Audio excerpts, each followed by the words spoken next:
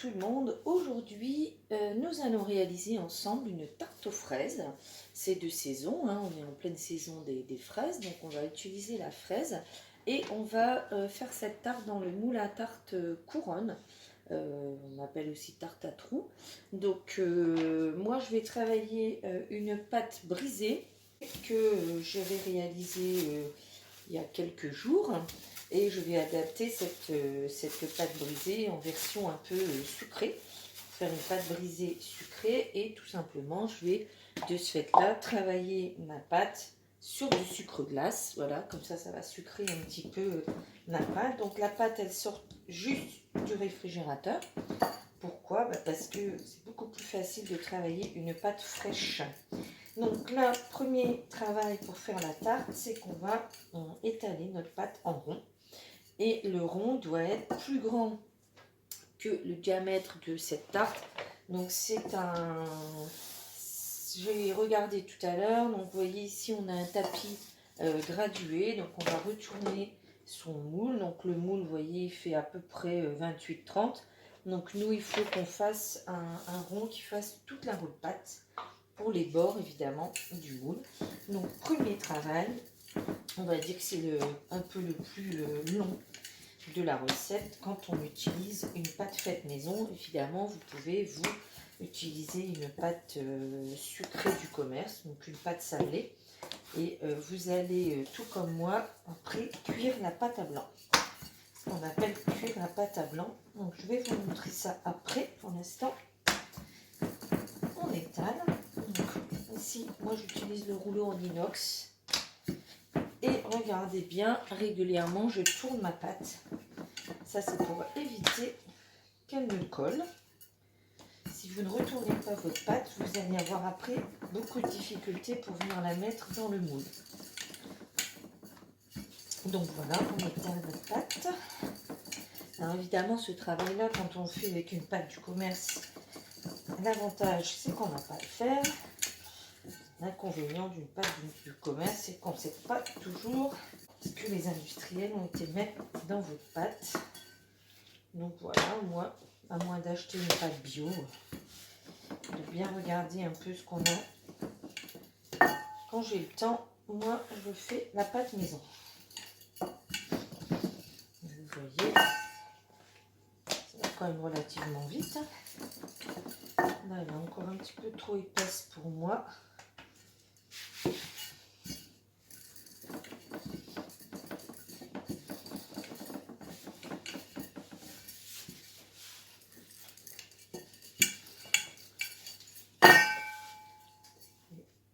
Donc là, en plus, hop,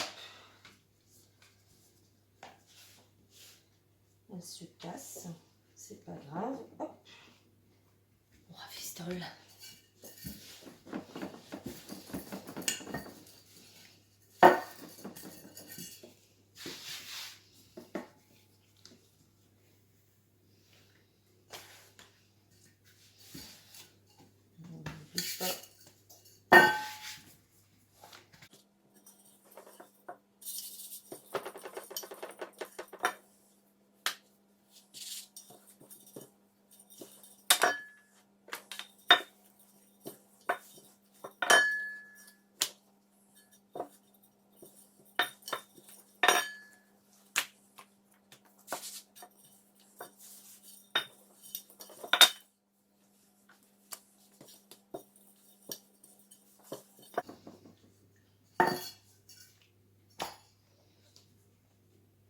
Alors, hop.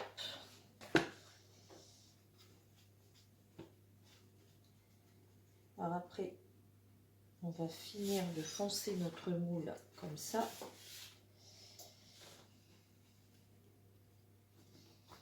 Donc après cuisson, ne vous inquiétez pas, tout ça on va plus le voir. Hein. Vous voyez, vous faites ça. Moi je vais couper la pâte.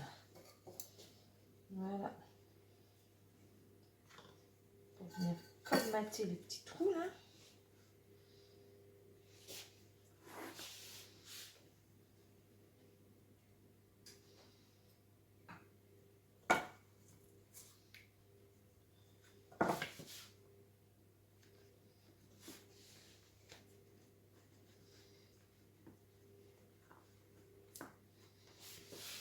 On va enlever ça, ça va pas être très bon.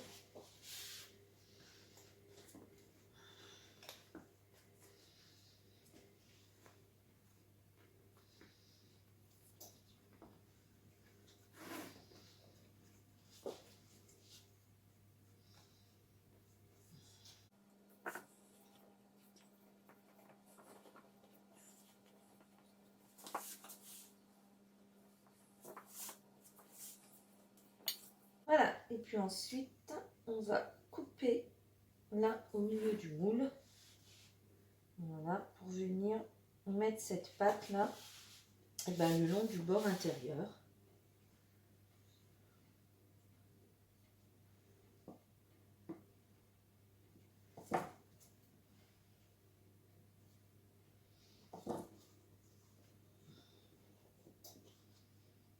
Parce que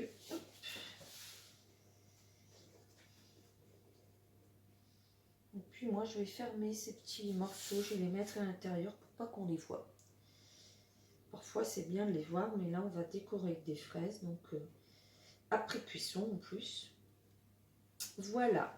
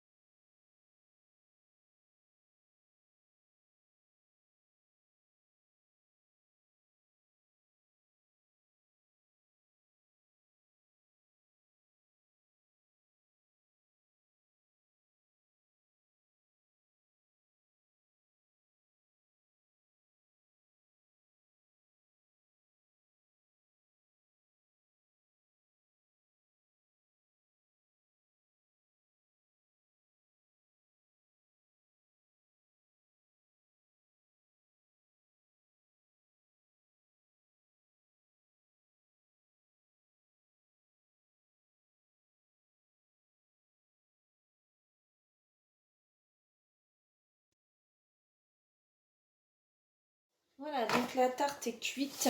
Je vais donc enlever donc les billes de céramique. En essayant que ça ne prenne pas trop de temps. Voilà, donc on retire tout simplement le papier cuisson.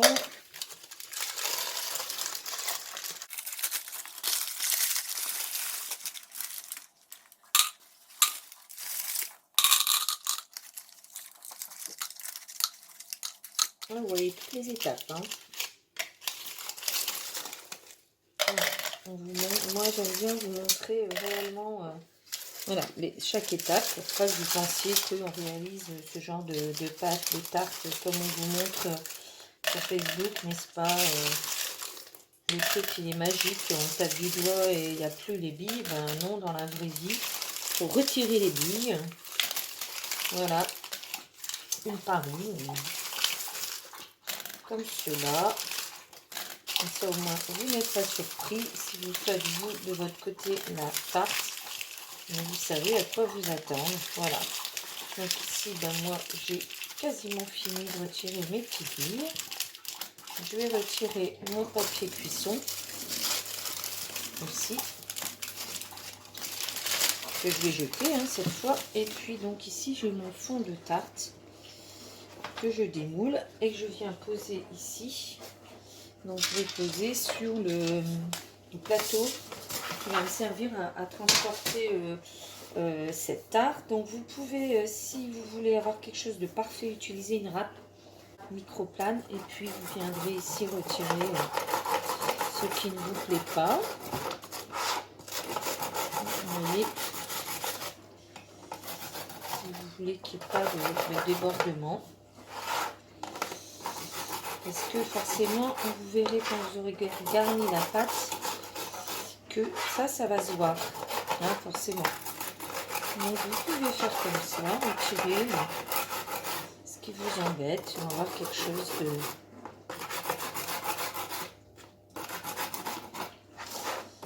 Comme les professionnels, hein, ils font comme ça, les professionnels.